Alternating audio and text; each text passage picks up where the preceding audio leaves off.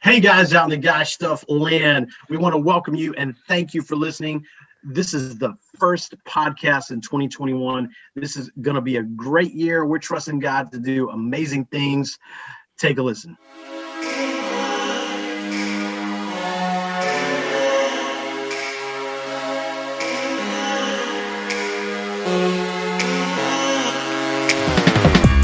Guys around the world, welcome to another installment of the Guy Stuff podcast.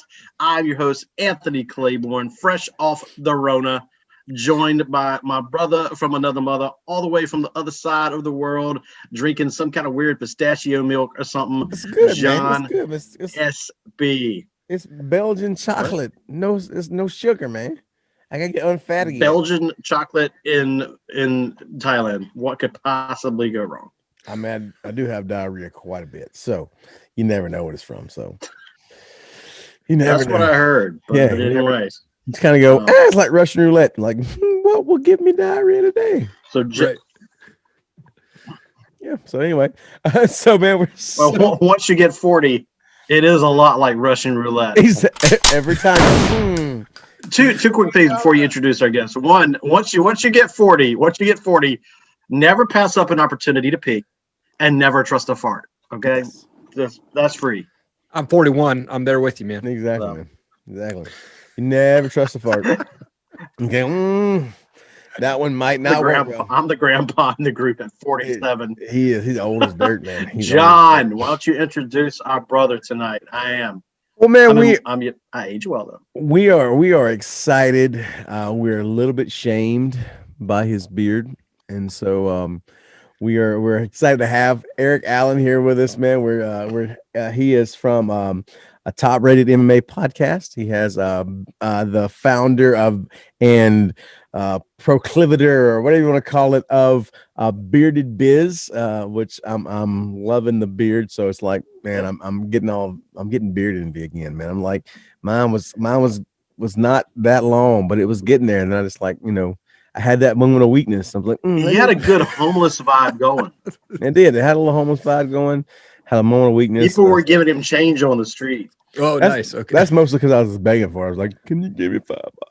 Anyway, but yeah, so that's we're excited to have Erik here today with us, to hang out with us and share about what he's doing on his podcast, what he's doing with his businesses, what he's doing with his life, and also just tell him about his walk with Jesus, and we'll see where it goes. So thanks, Erik, for coming on and hanging out with us, brother. Oh, thanks, guys, man. Such an honor to be on the show, man. I'm super excited for this, man. It's been a long time in the making, and man, finally it's here, and I'm just pumped to be on the show, man. Thanks, guys. Well, we're excited to have you, brother. We're excited to have you. Sorry to have you. See, he's been flexible. See, that's the thing is about if you want to be a good guest, be flexible, man. Like stuff happens, man. Flexibility is the greatest ability. Yeah. That's what I heard. It really has been crazy. Like trying to get the schedules to match up. I was basically about dead through December. With the China virus. Man, but did you die? I'm about dead. I almost died. You didn't die. You didn't even come close to dying, man. You like had a bad I felt it, man. Like I was there. I saw my grandpappy. It bothers me about this Wuhan thing. Like I should be able to do kung fu now. But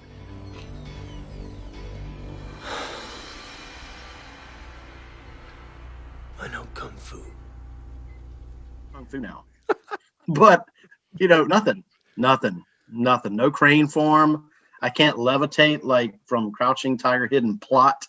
Nothing. Man, you had a bad cold. That's what you had. And then everybody's like, oh, we gotta shut down the whole world for people getting a bad cold. Anyway, we're gonna get off into some stuff, man. But anyway. Well, thanks for being flexible, Erik. Thanks for being a great guest, man, to work with, because it's always kind of crazy getting stuff lined up. And we actually had to cancel with another guy that's been on the show a couple times, and we're very sad about that. And so, Dr. Heiser, we're sorry. Come back on with us. I was a bad co-host in the month of December. He was. Really, I was just drunk on eggnog all month. I'm kidding. Nice. I'm kidding. Anyway, I'm just teasing. so Eric, where are you from, brother? Man, I grew up in Eastern Washington, down in Tri-Cities area, Kennewick, Washington. And yeah, grew up there, man, till I was so I moved out of there when I was 18 years old. I had a 2-year stint when I lived in Montana when I was 12 and 13 years old. And then after I turned 18, I left and went up to move to Seattle, actually when I was 20. So I guess I moved up there when I was 20. And man, it was a crazy trip to live in Seattle, man. I think I moved between 18 and 21 years old. I moved 21 times. Oh, Lord. Was that like in a van? Like you just went like car hopping when you living in your car? Like, look how you moved pretty much times, man. Yeah, I lived on couches. Did he just move? Kenny called. He's in jail. He didn't leave a number. Sincerely, the guy on the couch. I lived on floors of friends and second cousins. And one spot I lived in for a week was this little tiny sunroom about the size that I could stretch my arms. Wow. Literally had a sleeping bag, and it had a door that opened up on the roof. And I had a peanut butter and jelly and a loaf of bread. And that was my breakfast, lunch, and dinner because it's all I could afford. There you go, man. There you go. So what years would you have been living in Seattle? Would that have been there in the grunge era? I moved there in 2001. Oh yeah, so that's it was there. Yeah, so Napster was kind of on the rise at the time, and I worked for Universal Records. Post grunge. Yeah, post grunge. Yep. So you said you worked for Universal Records there in Seattle, or okay? Yeah, they had an office in Seattle at the time. So when I moved to Seattle, I originally wanted to get into the music business. I don't know how to play anything, but I was always excited about the business side of things. And so I went up there and I was working at a record shop, a CD store when they were around, a FYE. And one guy came in and he worked for Universal Records. And I was like jokingly saying, "Hey man, how did I get your job?" And he's like, "Oh, you got to go do an internship and da da da." So I went and paid $250 for an internship class at the college. And took that receipt to Universal Records, and I applied for the job, and I never went to a class at the college, and then I got my job. That's awesome, at Universal. So that's awesome, dude. So what you do for Universal? You just did well done. I actually interned for the first 6 months, no pay in the mailroom. I was just shoveling posters out and stuff like that. And then I got hired on to track sales for the last 6 months. And right around my 1-year anniversary, that's when Napster really hit the music industry hard. And so they ended up laying off half of our office. I was the guy at the bottom of the pole. So I was one of the guys who got let go. Dang. And they ended up shutting down I think 12 Universal offices at that time, which was pretty crazy. But yeah, it was fun, man. It was the year prior to me working for Universal Records, I was managing a band. So there was this 2-year span where I probably went to about 150 concerts. Oh, that's cool. What band? I managed a band called Altercate at the time. So they're no longer together, but it was just a local band out of Prosser, Washington. That's awesome, man. That's crazy. Like how much music come out of Seattle during that time, like just how much music came out of it. It was nuts, man. It's nuts, dude. I didn't realize that. I love 90s music, man. Like 90s music is my jam.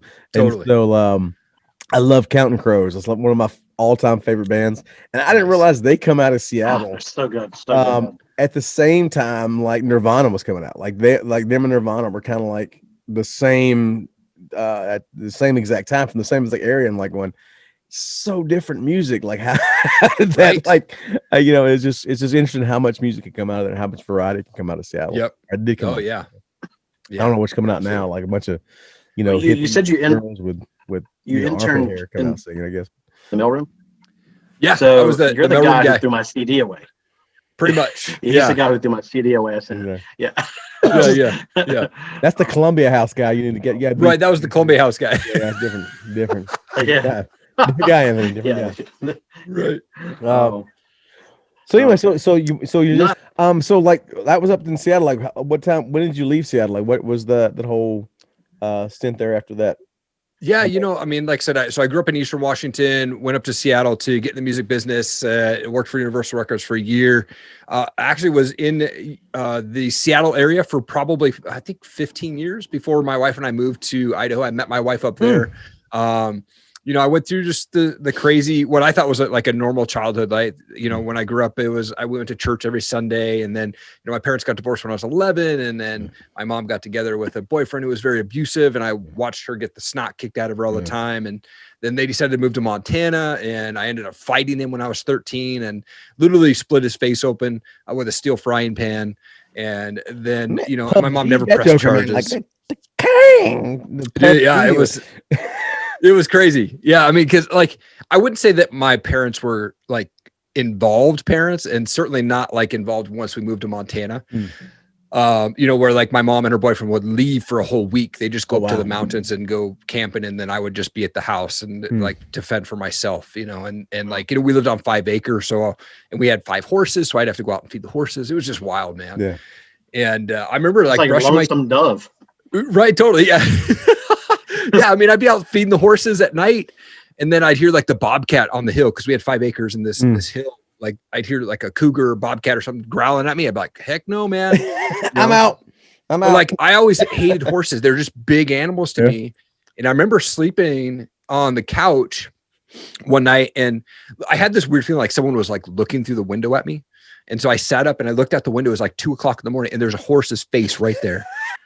And they got out of their fence, and we lived on a highway. Yeah. Oh, wow. And so here's me at 3 o'clock in the morning at 13 years old, rounding horses up on 5 acres, trying not to let them get hit by cars on the highway. Yep. I mean, just wild stuff, man. I understand that, man. I'm still hung up on the frying pan. What's that? I said, I'm still hung up on the frying pan. Oh, okay. Yeah. So, I mean, it was interesting, right? They came home, they were arguing. It was nothing different, than I had seen every other night. They were always arguing, but I was brushing my teeth. It was like midnight. And so first of all, my parents, or my mom and her boyfriend, made me sleep in the garage. They moved to a house in Montana that had 3 bedrooms. It was one for my sister, one for my little brother, who was literally 7 months old, and then their bedroom. And they said, Eric, here's your room. And they put up a plastic wall in the garage in Montana. That's where I lived. And so I'm brushing my teeth, and behind me is to the kitchen, to the pantry, and then to the garage where I lived. And they came home arguing. I'm brushing my teeth. I feel like someone's just saying like it was God, obviously, like God saying, dude, you got to turn around. You got to check this out. So I like turn around like this. And as I turn around, I see him on top of my mom, and he's just boom, boom, boom, one after the other. And I'm thinking, man, how do I get this guy off my mom? And so the first thing I like grabbed was this steel frying pan, the heavy duty camping ones that the cast iron ones. Yeah. And man, I just snuck up behind him, and I swung as hard as I could, and I split the back of his head open. And he didn't get knocked out. He literally turned around. He's like, what the and as he was saying that, I took another swing and split his forehead open here. And in that moment, I fell over. And my mom, I remember I was sitting on the ground. He's yelling over me. My mom stands up. She's bleeding. She punches him like 6 times in a row on his chin, like boom, boom, and blood splatting on the wall behind him. It was insane, dude. The police finally came, take him to jail for the night. My mom never presses charges. And literally after that, my mom sent me to go live with random friends for the rest of my school year, which was another 3 months in Montana. And then I moved back to live with my dad out in Eastern Washington. And from there, my dad, he rented a house, and he would put $20 in a cup and say, that was your lunch money. You'd store Hunger Man meals in the freezer and cereal and milk. And then he would go stay with his girlfriend. So I wouldn't see my dad for like months at a time. Wow. Yeah. So and then I got into drugs, and, I got arrested when I was 18 for having a bong, which is now legal, but I had to go. Funny how times have changed. Right. Yeah. I had to go spend the night in jail. I had the black and white chain gang outfit on, man. It was wild. Oh, wow. And, it was funny because I think I was 30. I called the jail that I had stayed the night in jail, and I said, hey, I got a funny question, but can you send me a picture of my mugshot? And they're like, sure. So they mailed me a picture of my mugshot. Awesome. I actually still have it, dude. It's wild. You got to send that to us so we can put it right here. Oh, totally. Exactly. We need I'm dead serious. I'm curious now. Put it out. I can't help but wonder a little bit if that was because it sounds like that was the 90s, where it was that striped suit, like stovepipe pants, like a la the 90s. Was it that big blousey? So yeah, it was. I mean, yeah, he knows what I'm talking about. Black and white chain gang, man, just straight up. And then like I had to go into a jail cell with like about 8 other guys, and I had my own cell, like room where I slept. Luckily, I didn't even sleep the night. I was so scared. But here's the funny thing: I was not saved at the time. Yeah. And I went to the courtroom, and the judge was like, "Give me a reason why I shouldn't throw you in jail for 90 days." And I was like, and he goes, "Your mother loves you." And I was thinking, not really, but maybe. Right. And so like, he goes, "You got to come to jail on Friday and check in. I want you here at 2:00. And I'm like, can I come to jail on Saturday? I have prom on Friday night. And he was like, "What?" Like literally I said that to him. And he goes, "Well, you probably should have thought about that before smoking a joint in my town." And I was like, "Yeah, probably." Oh my God, so I showed up to nervous. jail. I needed to calm down. Dude, yeah, right. So like I literally showed up to jail to check in. I was holding this Bible that my dad had as a kid. And I thought, if I just read this Bible from the beginning, I'll be okay. And so I literally walked in, I held this Bible, and I just sat at this table and I just started reading in Genesis. That was it. I did that for the 24 hours that I was in jail, man. And then I walked out. That's awesome. Wow. That's awesome.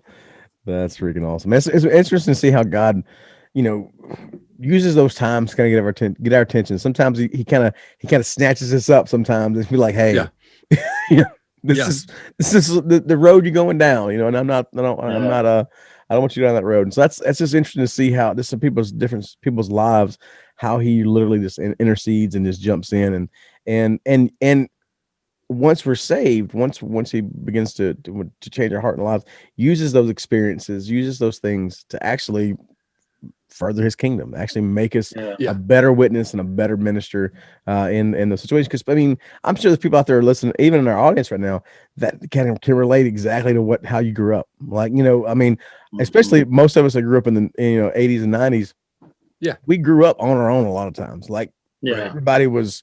You just fended for yourself, and not to the degree of like you had to do it. Not like that, but But a lot of us did. But like, so I mean, I'm sure there's people out there who can identify with exactly how you grew up, and that's just something that's that's a part of your story that can bless others. That can actually say, "Hey, look, growing up sucked." But God can use that to glorify him now. And you can let people. Anyway, so that's kind of something that hit me that just like, I just want to lay that out there. There's even an element. There's even an element there too, man, of how God protected Erik, because the reality is you hitting somebody with a daggum cast iron skillet. I mean, I've seen how that movie typically ends. Right. and so the fact that God really protected you, and it didn't take him out. I mean, and that's huge. And I don't know what happened to him later on, if God used that to wake him up and him realize what a scumbag he was. Okay. Well, if you're out there listening to this, dude, you need to get right with Jesus right now. You would think I would have learned my lesson and gave my life to Christ at that moment, but I didn't. I actually got worse off. We're hard-headed. We men are hard-headed. Yeah. Totally. So you got out of prison, or you got out of jail for the night, and then you kind of was first time reading the Bible, and then what else? What happened after that? What's the next part of the story? So the funny part about that was, like, the reason I asked to go to jail on Friday versus Saturday was because I had prom, right? So I got out, and the jail that I was at was like a 2-hour drive from where I lived. So I got out of jail at like 2:00 in the afternoon, drove straight to the tuck shop, and it was closed. So I called my girlfriend, like, I don't have a tuck. She's like, "Get over here. We got it." Right.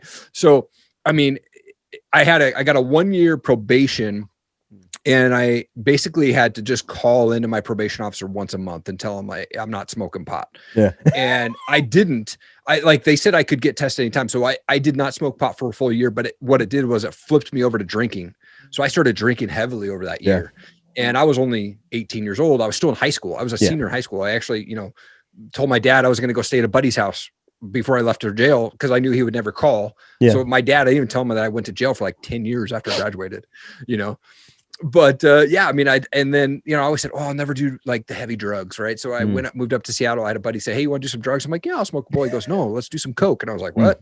Okay. Yeah. Right. And so then I got into that, and then it was just like, taking mass hallucinogens and hits acid and mushrooms and whatever I could get my hands on, and worked in the music business, opened tabs for 2 years. Sure. And, it was just it's totally crazy life. And then I met this girl. I was working at Starbucks at night. This girl came in, and invited me to a church event at a church there in Renton, Washington. Yeah. And he said, hey, it's this college age thing. It's no pressure. Just, come hang out. And I didn't really have any friends. And so I was like, yeah, sure, I'll go. And there's a bunch of people there that I actually knew, like had this weird thing that I knew from when I lived in Eastern Washington. And this was when I lived in Seattle. So it was just kind of crazy. And so I think God really started to make that move in my life at that moment, or I started to see it. And that was about a month, maybe before Easter of 2004. And I remember I went out partying with my buddies on the day before Easter. The band I was managing, they were playing a show. So we went out, did a show. We went to the bar, got totally wasted, came back to my buddy's house in Prosser. The 15 people laid around the floor, passed out. And I woke up on Easter morning and I just felt God saying, man, you're done. And I quit cold turkey, drinking, smoking cigarettes, drugs right there. I just gave my life to Christ. Didn't even know what I was doing. I was like, God, I need you. Yeah. And I called that girl that I met at that Starbucks. I left her voicemail. I said, hey, happy Easter. Hopefully I'll see you at the store. And about a month later, we were dating. A year later, we were married. And now we've been married for 16 years in 2021, man. That's awesome, man. Praise God. Praise God for that, man. That's awesome. Breaking chains, man, of addictions and divorces. And I mean, between my wife and I, we both of our parents have been married 3 times each, and it's wild. That's just that thing that, like I said, that is, that God uses too. Like I come from a broken home, and even in that brokenness, right?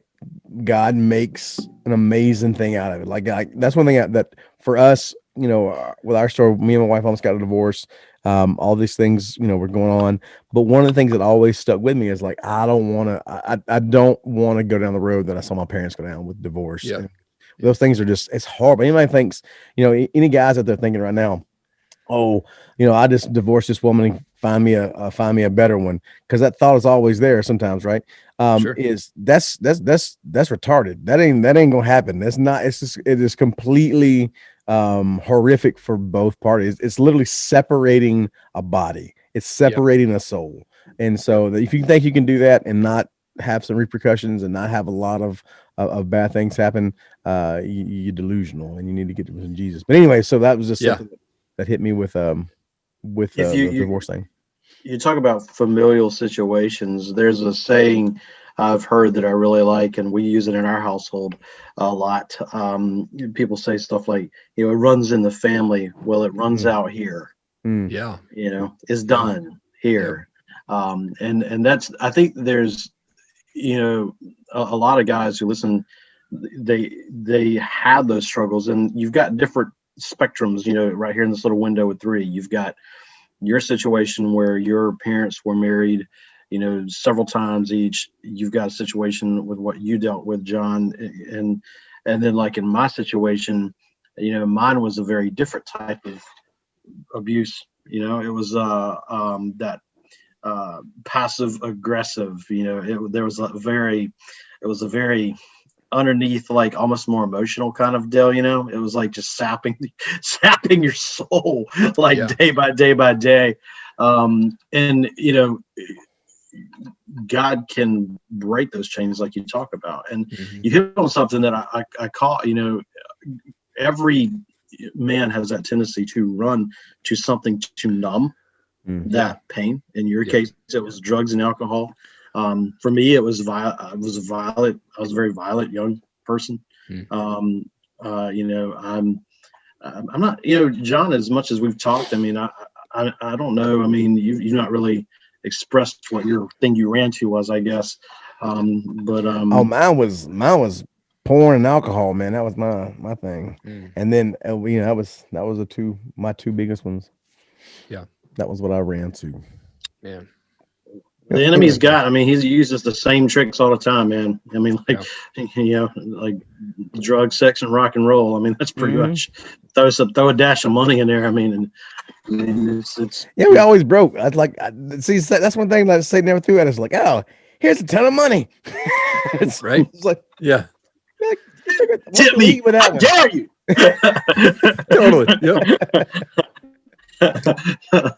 That's funny, man. One of the things that we've kind of talked about, this kind of goes off the spiritual side of it, is we talk about different people, is drugs in the sense of psychedelics, in the sense of what they do, because there's a big push now.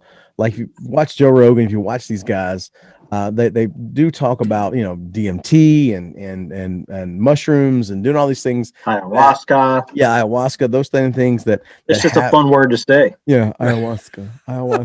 If you say it 3 times, you got going on a trip by yourself like a little Indian. Yeah, it makes you sound like a really intelligent you know what I'm saying? It's like everybody knows Coke and shrooms and stuff, but you're like ayahuasca. People are like, this guy knows something. Get a little South American Indian guy pops up and like, yeah. Anyway,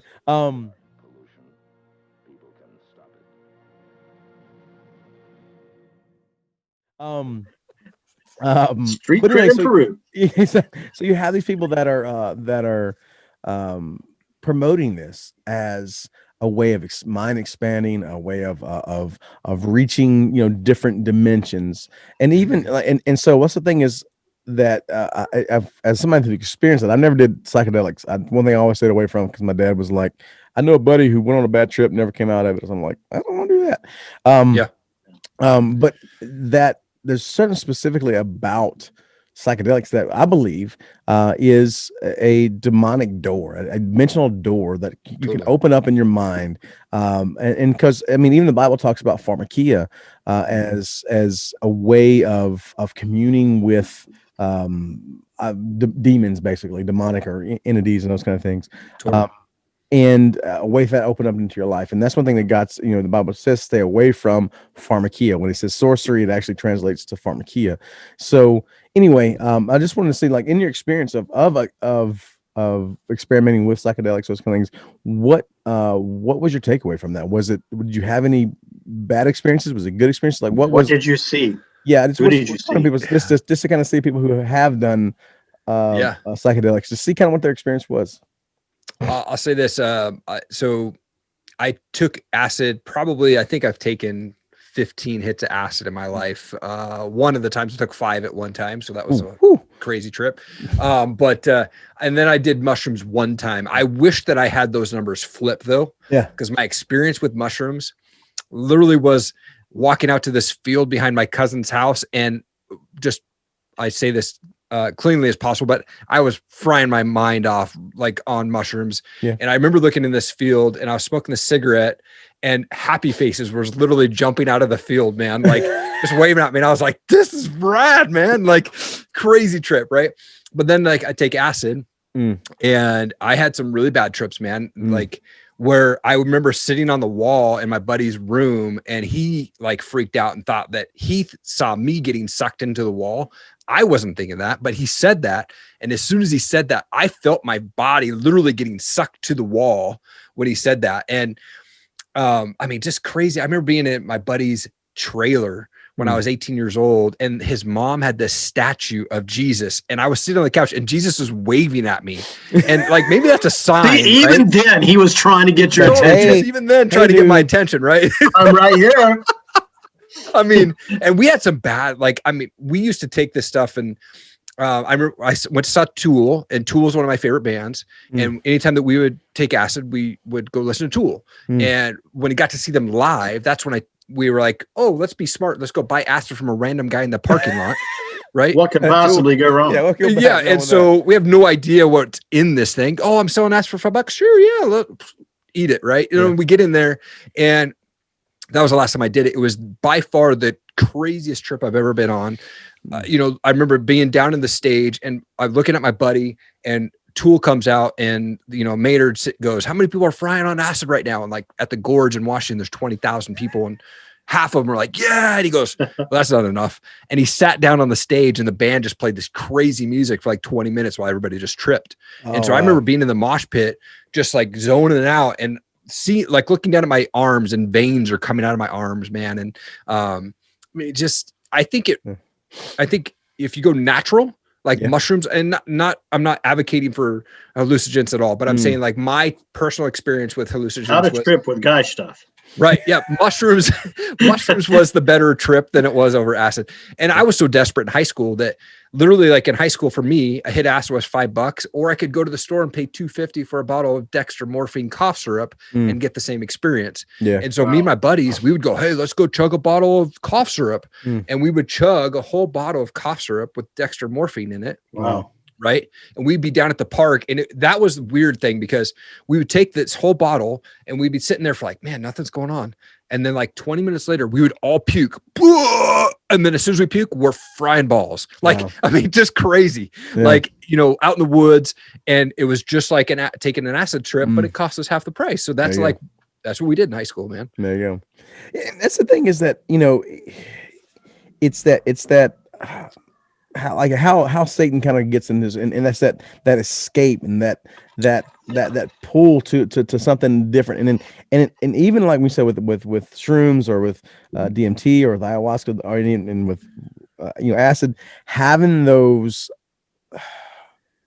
otherworldly experiences, those other things that's a little bit non-natural, not supernatural, I guess you could say, experiences, even though if they're hallucinations or if they're a doorway, whichever one they are, it's a draw that people want. People want to experience something outside themselves, and I think that's one of the draws. And I think that's what Satan does. He twists things. He takes something that we all want to experience, the supernatural. We all want to experience something outside of ourselves, whether you're Christians, whether you're whatever it is, you're wanting to experience something outside of yourself, and Satan draws that. Sorry, I'm on my screen there. Satan uses that natural draw and says, "Oh, here's a way you can do it. Here's a way of jumping the fence. Here's an easy, quick way of jumping there without any protection."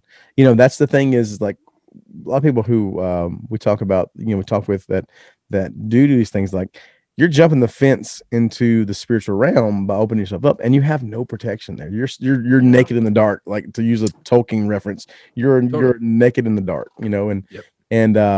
and there's nothing to protect you from that. So anyways, that's something that we always want to bring it back to, is that there's this thing that Satan uses to draw us into that in a wrong way.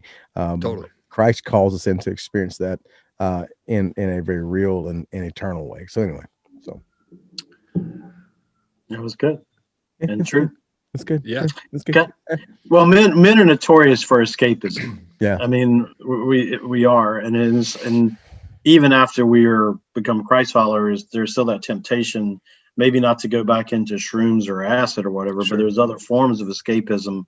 And so it's important to have that tribe. We talk about having that tribe all the time, who can kind of slap the ever living crap out of you and say, "Yo, homie, get your head from out your rear end and get back where you're supposed to be." Who says homie? Like, if you got a friend that says homie, you didn't have to. Hey man, I'm sorry. I'm from North Carolina, and I grew up in Kinston, North Carolina. So just look it up. We have the highest per capita of NBA players of any city in the country. Oh, there they go again. That's how Lord in heaven. I mean, he grew up in Mississippi, so he ain't ever heard of homie before. I mean,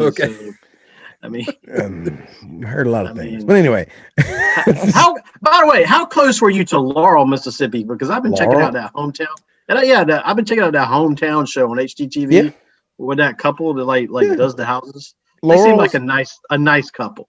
Yeah, Laurel's from where I grew up, about an hour and a half. Yeah, I thought, I was like, I wonder if that was close to where John lived. It's like it just seemed like a nice, wholesome place. It's Laurel's an interesting place. Laurel and Hattiesburg, all that, it's interesting. Anyway, we digress. We only have about 15 minutes left with our good friend here. So Erik, so this is kind of fast forward. Christ gets hold of your life. You get married. God just does a transformation in your life, in your heart, in your mind, and it brings you to Idaho. And so what, like, you started the beardedbiz.com. Like, what is that? What is the Top Rated podcast, Top Rated MMA podcast? Talks about what you do, like what you're doing now. Where God has brought you to now. Well, I appreciate that, man. Yeah, TopRatedMMA it started out as an apparel company for my wife and I in 2012. We wanted to come out as something different. It was kind of this big thing around Tap Out was like the real big name at the time, right? Some affliction shirts. Right? Yeah. So like, how do we make something different in the MMA world and apparel company? And so my wife, being the genius that she is, she's the one who came up with TopRatedMMA name. And she said, why don't we do 100% American apparel? And so we were the only one, maybe there was another one that was 100% American made MMA apparel company in the US at the time.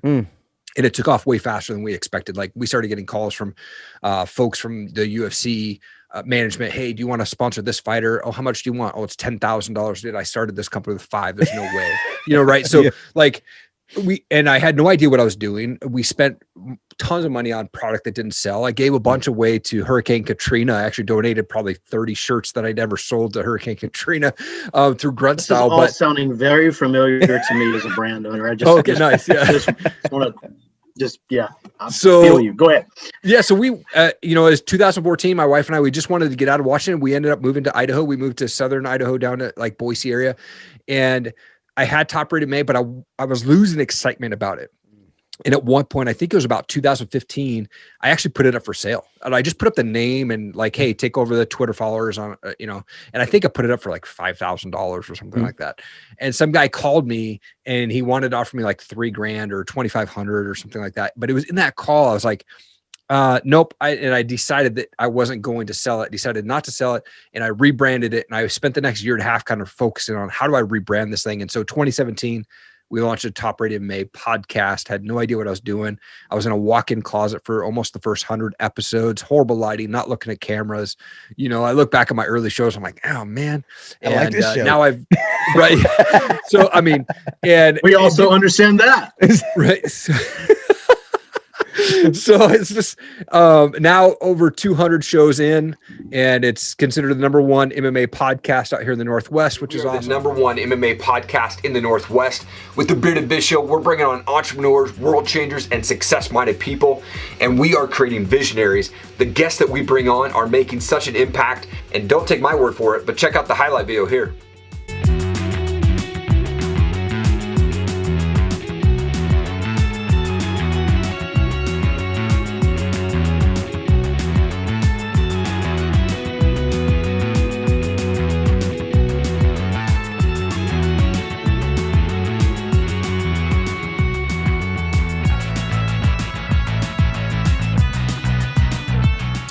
And then, but I'm very fascinated with stories. I'm fascinated with people, like how they get to where they're at. And so that's my show is all about real fighters, real stories. I want to know where they grew up. How did they become a fighter? And the stories vary from, I just love fighting to I have a federal offense and I can't get a real job, but I can get paid to fight.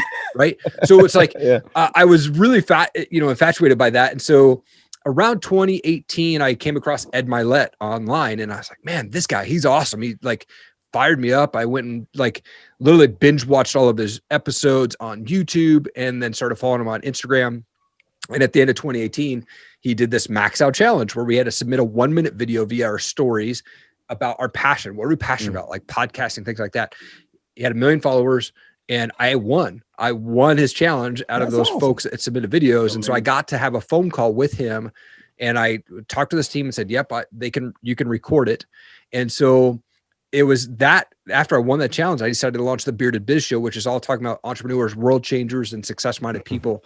And so now I think I have episode 82 coming out this week, man. And just been really blessed to talk with some truly amazing people. You, John, and had Ed Milet and Sean Whalen, Bedros Keuilian, Brad Lee, Tim Story, Jim the Rookie Morris, man. And just been really, really blessed to just have some amazing people. And it just open up one door after another. That's awesome. So, yeah, man, that's where we're at right now. We're just launched ErikAllenMedia.com. So I'm going to merge both of the two websites that I had, TopRatedMMA and BeardedBiz.com, into Erik Allen Media. We're going to do another rebranding here this year in 2021. And starting to work very closely with two really successful podcasters in Zach Babcock and Mike Young, and kind of just getting under their wings and going to take this thing to a new level in 2021, man. Man, that's awesome. Nice. That's awesome to hear. It's awesome to hear where God's take you, man. That's man. That's amazing. That's amazing. From shrooms to microphones. All right. Yeah. That's an autobiography. That's gonna be the tagline for the episode. That's gonna be totally I'm going to use that on one of my shows for sure. You certainly should, man. That's awesome. So, like Bearded Biz, do people have to have beards to be on the show? They do not, but it helps me when I get guests, right? So I'm a no-namer. I though I have all these names that have been on my show, not very many people know who I am in the world of podcasting still, but I invite people via a video, typically through Instagram Messenger, 30 seconds or less. Hey, Hey, I'm Erik Allen. I got the show. I'd love to have you on. And I book 98% of my guests through Instagram Messenger. And That's Bradley, awesome. Bedros Killian, Tim Story, all of them commented right after I sent this video with my beard and this backdrop from Combat Flags. They're like, dude, love the beard, love the flag. Yep. When can I come on the show? And I'm like, That's awesome. right? Like, Awesome. and so I told my wife, I'm like, sorry, I can't shave the beard because it's part of my business. show. So It's business. I guess I need to replace the books with a flag. You didn't have like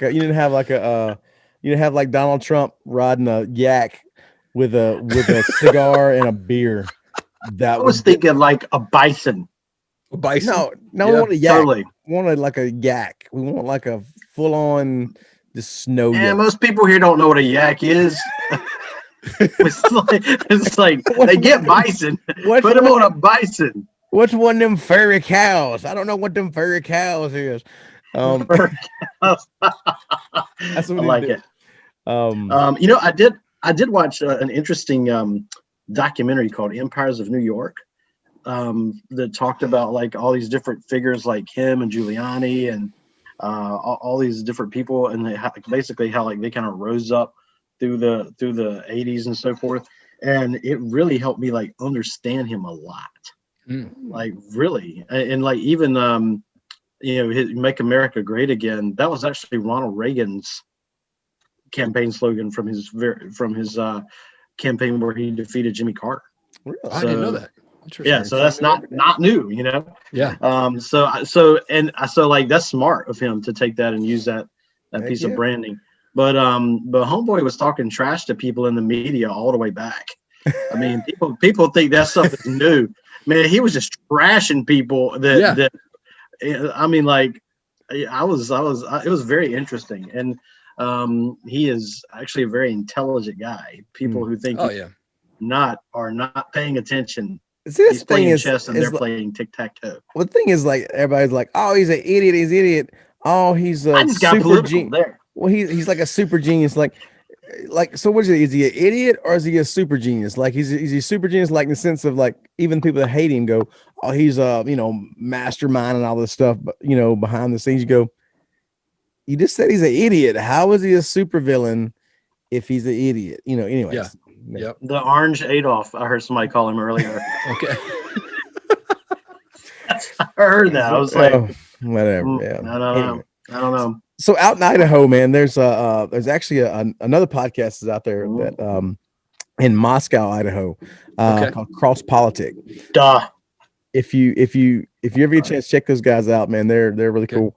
Nice. But there's a lot of people. I'm like connecting to a lot of people in Idaho for some reason. Like you're like the fifth person I've met and talked to and kind of hung out with a little bit from Idaho in the past like 6 months. And so so yeah, God's calling you to Idaho, man. You never know. Join the Californians and the Washingtons and the Oregon guys who are moving here and invading us. I mean, I go into town and there's more out-of-state plates than I do see in Idaho. And, you seen a bunch of man buns all of a sudden. Is that totally.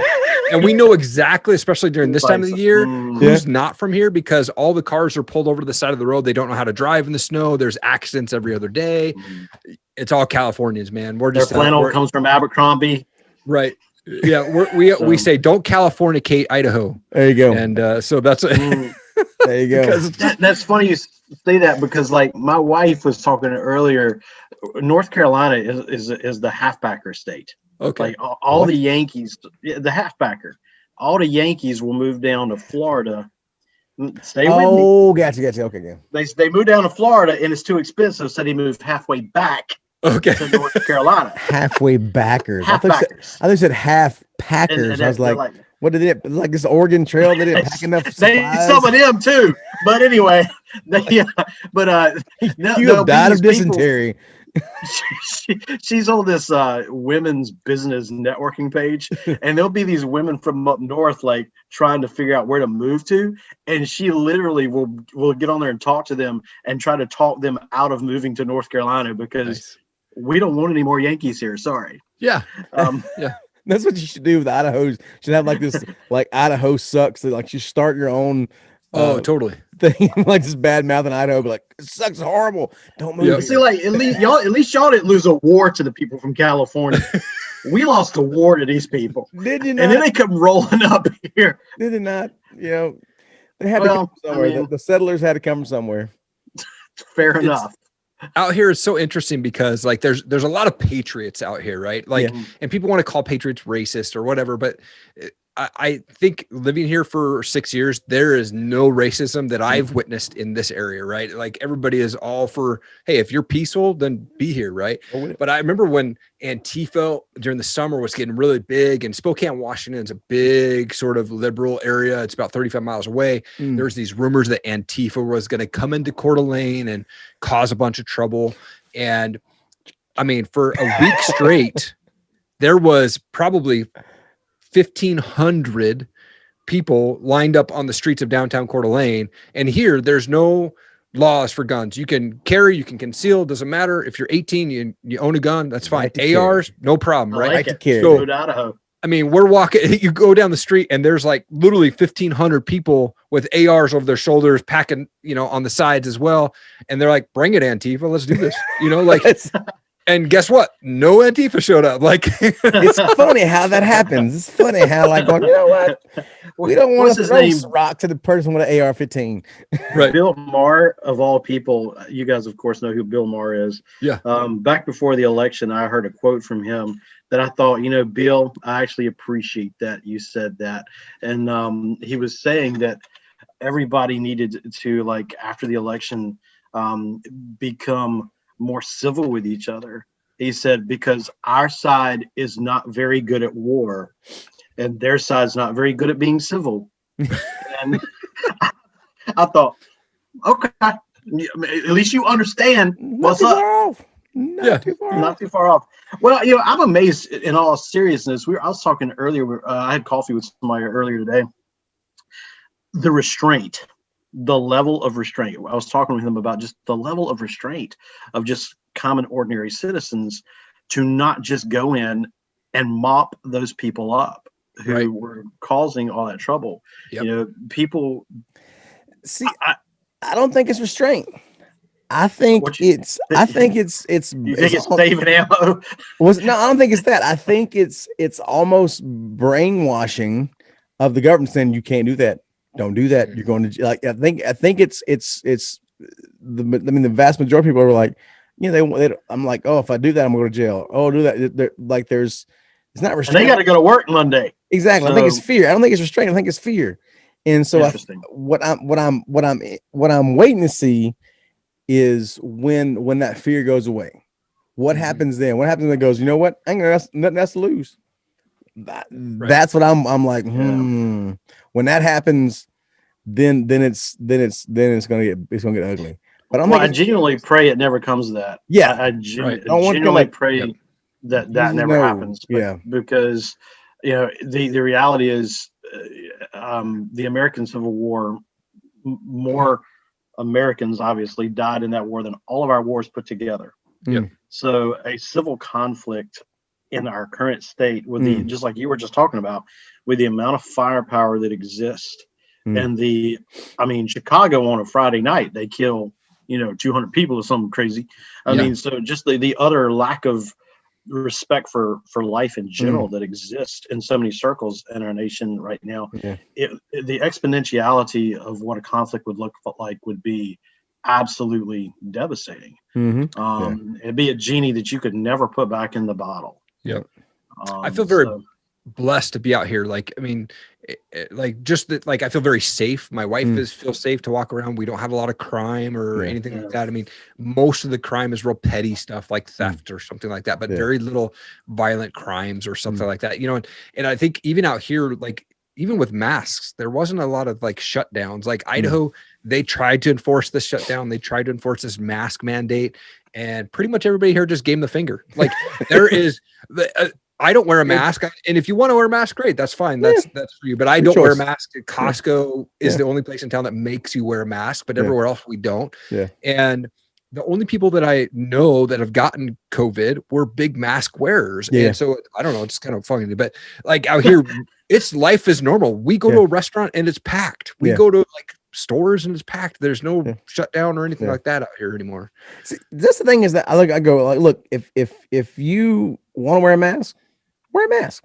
Yeah. But some of y'all look better with them. Yeah. Thank you. Yeah, thank you. So y'all getting your phone numbers done out now. What Mortal Kombat. Exactly. Finish him. But the thing is, where I go is when the government says you have to wear a mask, and that's where you go like, man, no. And I think that's the thing, because I live in Thailand and it's a little bit different, little thing here. And they have a mask mandate out, the whole country does. I think I'm still doing now, but still, like, I don't really wear them a lot, but it's one of those things where here I don't have as much liberty to have civil discourse here. Does that make sense? Like, because totally. I'm like in their country and I go, I can't fight this battle. Totally. And so, but what drives me crazy is in America, when people don't want to fight that battle, you have the ability to fight a battle. You have an ability to say, no, you're not doing that. I'm not going along with this. And they don't. They just go along with that. Go ahead, sorry. My personal favorite now that I've actually had Corona is to look at people and say, I'm the safest person you know. I'm immune. I'm immune. That's right. So yeah, I'm gonna go wallow on people. Go what? Just gonna wallow up on people. Oh, I think they go wow on people. I was like, is that like a Cardi B thing? I'm like, what are you talking about? Like, I'm gonna wow on somebody. I don't know, man. I'm not into Cardi B. I don't know. Not my cup of tea. You listen to Cardi B. More of a Daisy Duke. Huh?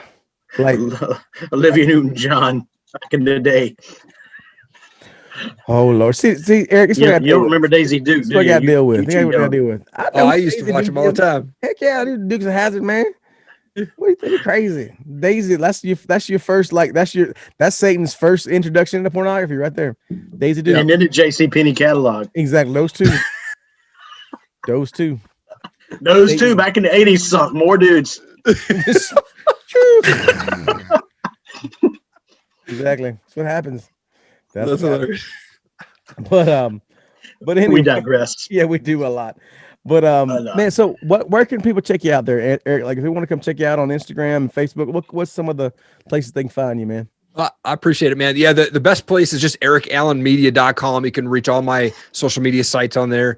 We're on all audio formats, so iHeartRadio, iTunes, Spotify, all that for all of our shows. The Top Rated MMA show comes out every Saturday, and the Bearded Biz show comes out every single Friday. And then all social media sites from Instagram, Facebook, Twitter, YouTube, all that Top Rated MMA, and the Bearded Biz is also on there. My personal Instagram is just Erik G. Allen. That's my Instagram handle there. And yeah, so that's where folks can connect. I'm very personalized, so I always love to comment on people if they comment on my things or, like my page. I always love to just give them a quick shout out. So I always just love to connect with new people. Awesome, man. And we'll be posting some links and stuff in the description too of the video and connect to you, man. And man, like, anything you want to tell, what's the last word? The last word from Erik Allen, like here, not like in a weird prophetic way, but like the last word on the show. Man, last word on the show. I'll say this, dude. I'm very honored to have been asked to come on the show, man. And this was such a great show. And both you guys, man, just lots of laughs on the show, man. And I love what God's doing with you guys and through you guys, man. And really just impacting the world and just being real, man. And I think that people overuse the word real and authentic, but this is like the real deal show, man. And so thank you so much for having me on the show, man. I appreciate it, guys. Yeah, man. We do have those two guys in Germany who love what we do. Exactly. Okay. Two guys in Germany. I think it's guys. Maybe it's two chicks. We don't know, but thank you, whoever it is. All y'all look alike, right? Exactly.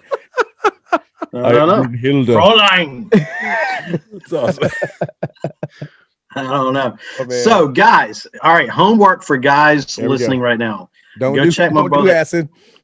Yes. Don't do acid. Yes. Don't do acid.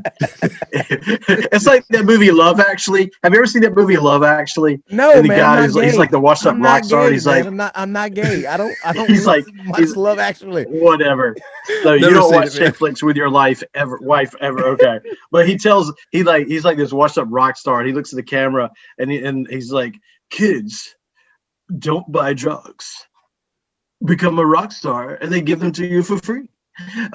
So that's kind of what I'm thinking about there with that. But anyway, so your homework, guys, don't drop acid. Don't do shrooms. Do go check out Erik Allen's podcast. Also, do us a favor, subscribe. Yes, subscribe. Click like, subscribe, comment. Just let us know you're listening. Say hello, hola, buongiorno, whatever, from where you're from. So like Nick Cage speaking French. Buongiorno. Yeah, buongiorno. Let us know where you're from and you're listening, and then jump over to the Facebook page and give that a like as well. Erik, thanks for hanging out with us, man. We really do appreciate you taking time to be with us. For you guys who don't know, we're actually recording this. We're wrapping up at 11 o'clock Eastern Standard Time. So, it means a lot that he's taking time, even if he's out in Idaho a few hours behind us. He's taking time away from his family to be with us, so we really appreciate that. Guys, appreciate y'all hanging out with us, and we look forward to seeing y'all again soon. Peace. Peace.